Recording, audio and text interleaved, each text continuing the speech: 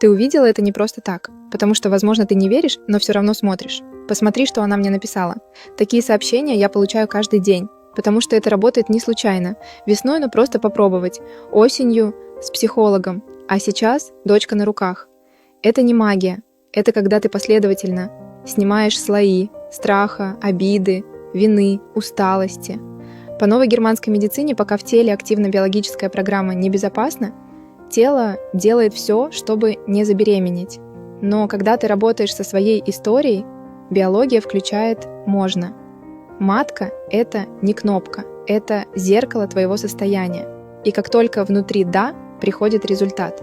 Перешли это второй в «поделиться», ей очень нужно. А если сама планируешь беременность, тогда слушай медитацию «Настрой на материнство». Пока она открыта бесплатно, ссылка в шапке профиля. Это первый шаг.